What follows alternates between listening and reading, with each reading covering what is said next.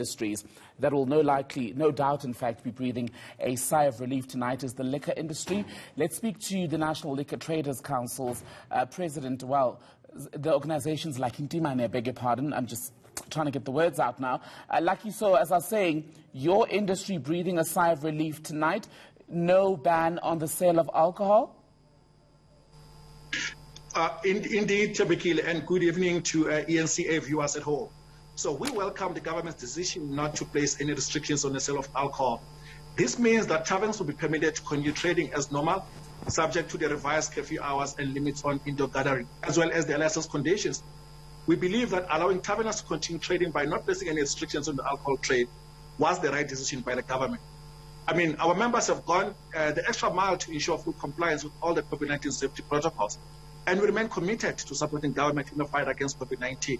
But also allowing licensed businesses to continue operating reduces the opportunity for the illicit trade to flourish and allows the legal industry to ensure that alcohol is consumed in a responsible manner. But lastly, Tembekile, we call on all our liquor outlets, our customers, and the public at large to remain vigilant and adhere to all the COVID-19 safety measures. We must all play our part to help defeat COVID-19. We hope this decision by government is a sign, that the government is really taking a more scientific approach to managing the pandemic, and will continue to do so in the future. You talk about the liquor industry, Lucky, being 100% compliant, but that's not true, is it? Because there are night spots that sell alcohol that continue to pack people in there beyond 250, beyond their capacity, whatever it may be. There are still liquor traders that are operating beyond the hours of curfew. Yes, indeed, Tambekile. We always know that there are rotten apples, that seek to not abide by the laws of as it pertains to COVID-19. But it is our responsibility, including yours, Tambekile, to report such establishments to law enforcement officials. Those people that are not complying with the regulations of COVID-19 really do not have any, they don't have any space in the alcohol industry. Even if it means that they need to lose their licenses, so be it. We are calling for everyone in the alcohol industry space to really comply with all the regulations that the government has set up. We cannot afford to have a situation whereby we are let down by the few, affecting the livelihoods of the millions of people that are dependent on the alcohol industry and the value chain. So really for us, Miguel, is to say we are committed to working with government, and anyone who does not want to be part of what we are all about in terms of ensuring that we comply with all the regulations really needs to lose their license. They have no right or no space to trade in alcohol whatsoever.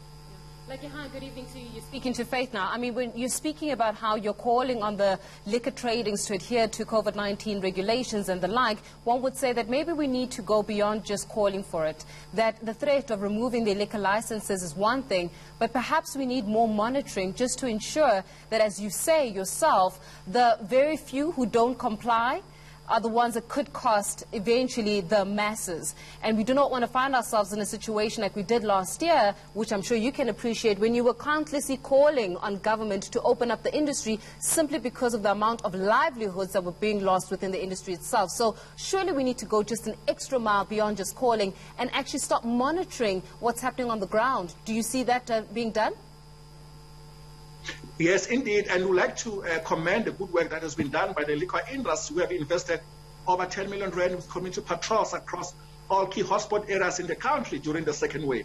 So we believe that it is such partnership with communities, with the local law enforcement officials, that will ensure that there is compliance on the ground.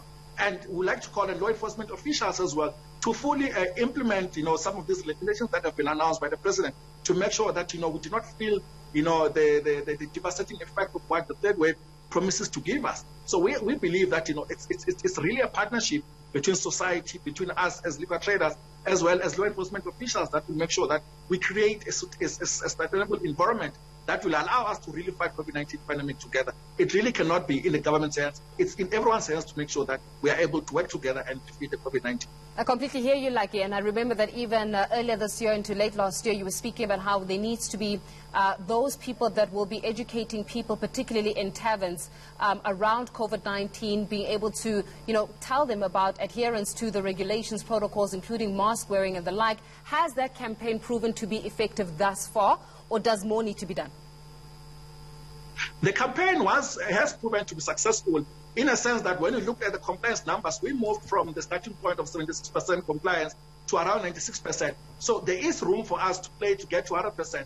any non-compliance by a liquor trader or even consumers that frequent our places really should be condemned. And we really need to be able to put systems in place that are able to help us to monitor any issues of non-compliance. So we would like to call on all the big manufacturers to really come to the party.